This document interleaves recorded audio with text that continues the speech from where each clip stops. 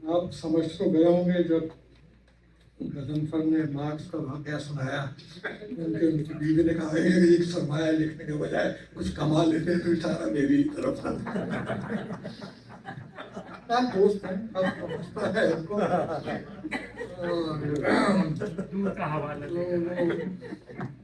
अच्छा, फिर ये कि मजीद अख्तर की गुफ्तगू के बाद तो जाहिद पुष्ट भी मतलब फुलझड़ियाँ छोड़ने पे आमादा हो जाता है। तो अख्तर आदमी तो बोलने के माहिर हैं। बहुत उम्दा गुफ्तगू मजीद ने की, और मजीद बहुत पुराने मेरे दोस्त हैं, और जब किसी शायर या लिखने वाले की किताब या उसके हवाले से गुफ्तगू होती है तो उस तकलीफ के दो पहलू होते हैं, या किताब लिखी जाती है उसके भी दो पहलू होते हैं, एक शख्सियत और एक शायरी। वो मजीद ने उनकी शख्सियत पर जितनी उम्दा गुफ्तगू की वो शायद नसीम भाई भी करते तो मुमकिन ना होता है, इसलिए कि बीवी के सामने तो वो बोल ही नहीं सकती थी क्या। हाँ, चरणों में बैठ जाते हैं। मैं अब्दुल्ला संजीदगी से जो अव्वल तो मेरी कोशिश ये होती है कि मैं जितना मुमकिन हो सके अपना दामन बचाऊं, कोई फ्लैप, कोई सरवर या कुछ इस किस्म की जो चीज़ें लिखने से या तबसरा करने से, उसमें दो बातें होती हैं। तो बहुत संजीदगी से ये बात कह रहा हूँ कि उसमें एक पहली शर्त तो ये होती है कि आपको संजीदगी से पूरी किताब पढ़नी पड़ती है, और दूसरी बात ये होती है कि उसमें आपकी कम इल्मी का भांडा फूटने का भी बहुत खतरा होता है। तो लिहाजा मैं कोशिश करता हूँ कि दामन बचाऊं, लेकिन बाद में मजबूर हो जाता है। तो हुमैरा रहमान का तीसरा मजमूआ बहुत से काम करने हैं किस दिनों ज़ेरे मुताला रहा। इससे कबल उनके दो मजमूए इंदिमाज और इंतशाब शाये हो चुके हैं। हुमैरा की किताबें देखी तो ये एहसास हुआ कि दो के नाम अलिफ से शुरू होते हैं। गोया शऊरी या लाशऊरी तौर पर हुमैरा बुल्ले शाह की ये बैत गुनगुनाती नजर आती हैं, इल्मू बस करियो यार इक्को अर्ज तेरे दर का। क्योंकि मुल्तान से ताल्लुक है तो वही मिजाज का हिस्सा है। अच्छा, अब दूसरी किताब का नाम बहुत से काम करने। अब ये देखिए, शायर का दावा, शायर का इर्स, शायर का अपने फन से इखलास के अलिफ और बे, उसके बाद ये कह रही कि मैं अलिफ से शुरू हुई तो रफ्ते बे तक पहुंची हूँ।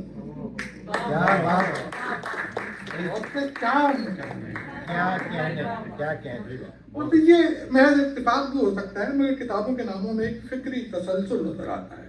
पहली किताब इंदमाल का नाम ज़ख्म हुनर के शेरी इजहार से हासिल होने वाली निशातिया कैफियत का गम्माज है। तो दूसरी किताब इंतसाब इस कैफियत की सरशारी किसी से मंसूब करने का ऐलान। फिर तीसरी किताब का नाम इस कैफियती इजहार के मुसलसल जारी रहने का इंदिया है। कोई भी फनकार अपनी तख्लीक से हमा वक्त मुतमईन नहीं रहता।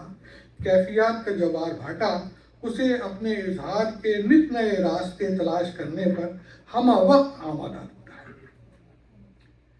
हुमैरा की शायरी, ये बहुत कुछ बातें हैं जो हुमैरा की शायरी पढ़ने के बाद मेरे जहन में आई, और मैं लिखता रहा और शेरों को उससे जोड़ के देखता रहा कि हुमैरा की शायरी, हमारे बहुत सारी कंफ्यूजन है, बहुत सारी गलत हैं। ये शायरा है, ये शायर है, ये मिसाई लहजे की शायर है, ये मर्दाना लहजे की शायर, बहुत सारी बहस है ना। तो वो सारी चीज़ें बहुत मुख्तसर तौर पर मैंने उसको देखने की कोशिश की और लिखने की कोशिश की कि हुमैरा की शायरी एक मुकम्मल शायर की शायरी है। उसे जेंडर की क्लासिफिकेशन में कैद नहीं किया जा सकता। खातून होने की वजह से उनकी शायरी में जिंदगी के वो तजर्बात यकीनन मौजूद हैं जो उनकी सिर्फ ही से ताल्लुक़ रखते हैं, मगर वो उस तजर्बे का इजहार भी इस साबित दस्ती से करती हैं कि वो महज एक सिंफी एहसास नहीं रहता। اب یہ ان کا ایک شعر دیکھیے کہ اندر کافی دیر رہا سناٹا پھر. اب کیا اس کو برتن کے لفظ سے آپ صرف کسی خاتون شاعری سے جوڑ دیں گے یا نسائی میں شاعری؟ پورا ایک منظر نامہ ہے.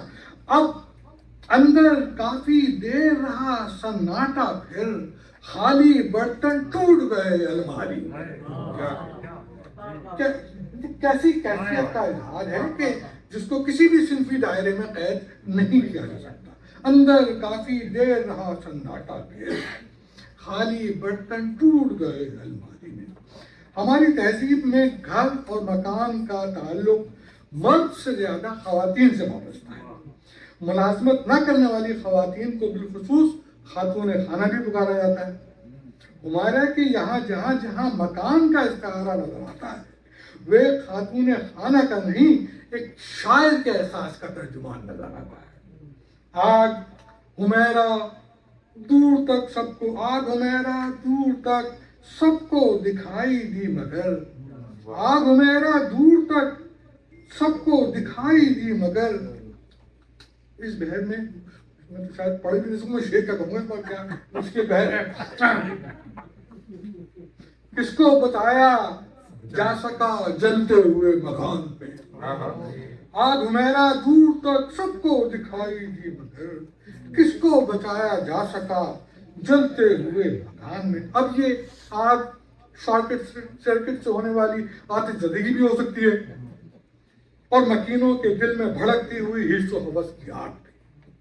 وہ ایک جو معاشرتی مسئلہ ہے، جو سماجی مسئلہ ہے، اس کو اتنا خوبصورت شعری پیغام دینا، اتنے نازک مسئلے کو کہ جس سے معنی آپ کشید کرتے چلے جائیں، صورتحال کو منتخب کرتے چلے جائیں. تو یہ شاعری ہے. یہ مکان بغیر کمرے کا مکمل نہیں ہوتا. اور اس حوالے سے ہمارے کا یہ شعر تو سب کو یاد ہے، دل کے پاس اندھیرا سا ایک کمرہ ہے، دل کے پاس اندھیرا سا ایک کمرہ ہے، صدمے اس کے اندر کاٹنے. واہ بھائی واہ. دل کے پاس اندھیرا سا ایک کمرہ ہے، صدمے اس کے اندر کاٹنے. اور اس غزل کا ایک اور شعر جو مجھے بہت پسند ہے، کمال سے سنیے گا. ایک چہرہ دیکھیں، اب آپ دیکھیے گا اپنی زندگی پہ غور کیجیے گا، اپنے معمولات پہ غور کیجیے گا تو کیسا صادق ہوتا وہ تصویر بنتی ہوئی نظر آتا ہے یہ شعر کہ ایک چہرہ تصویر سے باہر لانے کو. وہ ہے نا کہ کسی حالات میں کس کی طرف دیکھنا پڑا، ایک چہرہ تصویر سے باہر لانے کو اچھے خاصے منظر کاٹنے پڑتے ہیں. ایک چہرہ تصویر سے باہر لانے کو اچھے خاصے منظر کاٹنے پڑتے ہیں.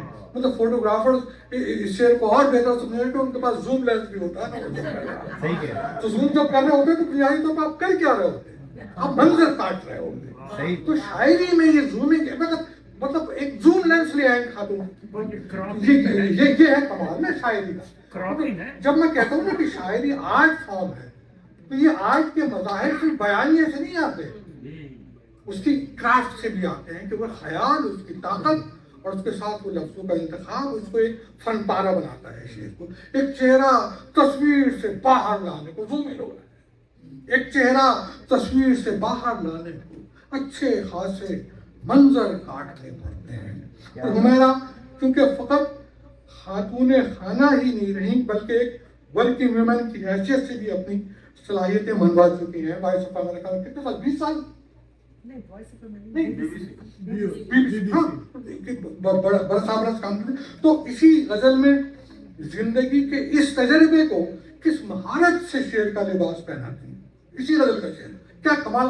غزل پوری بہترین غزل. کیا کہتے ہیں، جیس کی چھوٹی سی فائل سرکانے کو، جس کی چھوٹی سی فائل سرکانے کو کتنے سارے دفتر کاٹنے پڑتے ہیں.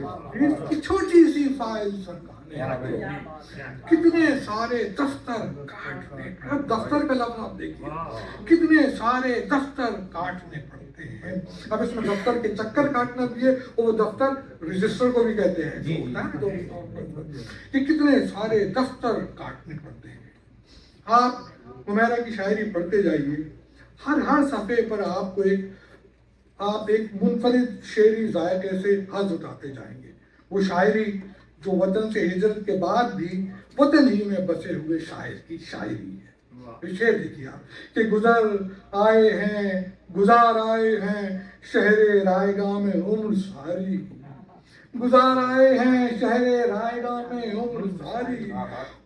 وہاں پر ہے جہاں سے جا چکے ہیں ہم کبھی.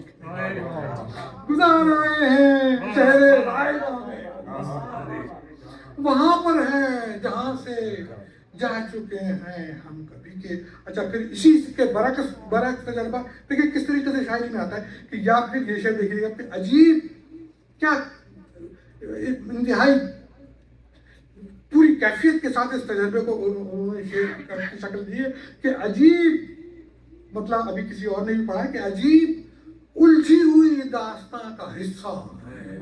پر اس تجربے کو ہم دیسی یا جو لوگ ہیں کہ ایک پورا کا پورا تہذیبی منظرنامہ چھوڑ کر اس تہذیب کا حصہ بنے ہیں. اس کی پوری کیفیت کو 2 لائنوں میں لکھ دینا. عجیب الجھی ہوئی داستان کا حصہ ہے وہاں کے ہیں ہی نہیں ہم جہاں کا حصہ.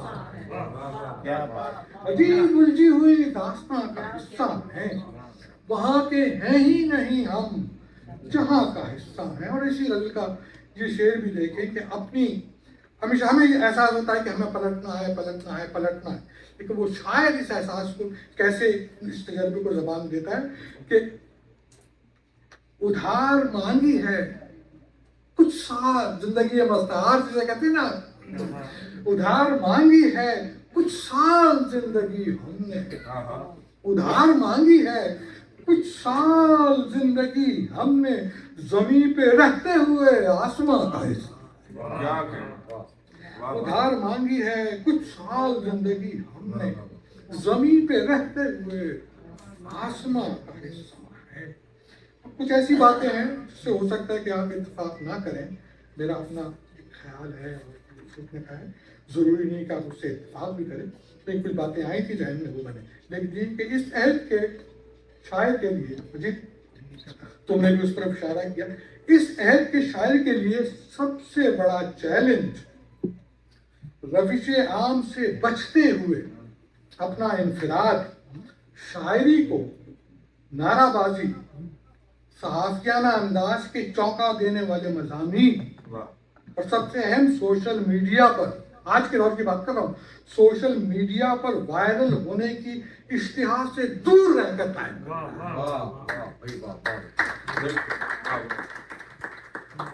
بدقسمتی سے اس وقت شاعری ایک آرٹ فارم سے ہٹ کر انٹرٹینمنٹ شعبے میں ڈھلتی نظر آ رہی ہے.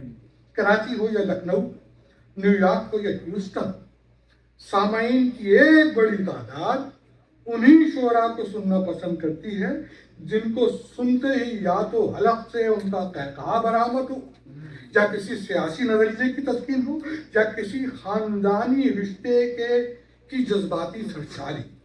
شاعری کا آرٹ سے تعلق بڑی تیزی سے ٹوٹتا نظر آتا ہے. ایسے ماحول میں اگر کوئی شاعر ایسے شعر کہے تو اسے اپنے اظہار اور تخلیقی قوت پر یقین کے سوا اور کیا نام دیا جا سکتا ہے. اب یہ دیکھیے, حروف چند میری شاعری کے چاروں طرف, حروف چند میری شاعری کے چاروں طرف کہ جیسے پانی ہو تشنا لبی کے چاروں طرف. حروف چند میری شاعری کے چاروں طرف کہ جیسے پانی ہو تشنا لبی کے چاروں طرف. ہزار بار بجھی آنکھ پھر ہوئی روشن, ہزار بار بجھی آنکھ پھر ہوئی روشن, کچھ آئینے بھی تھے بے چہرگی کے چاروں طرف. ہزار بار بجھی آنکھ پھر ہوئی روشن, کچھ آئینے بھی تھے بے چہرگی کے چاروں طرف. اور یہ شعر دیکھیں کیسا منیچر ہے.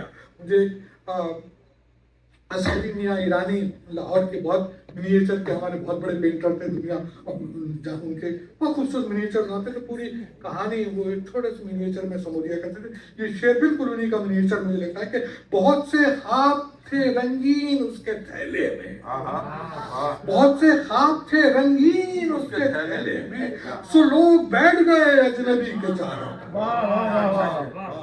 बहुत से ख्वाब थे रंगीन उसके थैले में, सो लोग बैठ गए अजनबी के चारों, सो लोग बैठ गए अजनबी के चारों तरफ। और ऐसा नहीं कि हुमैरा किसी तसव्वुराती दुनिया में बैठ कर शेर कहती हैं, उनका इख्तिसास ये है कि उनका शेर अपने अहद के साथ भी जुड़ा हुआ है, अपने अहद के साथ भी जुड़ा हुआ है और शेरी रिवायत के साथ भी।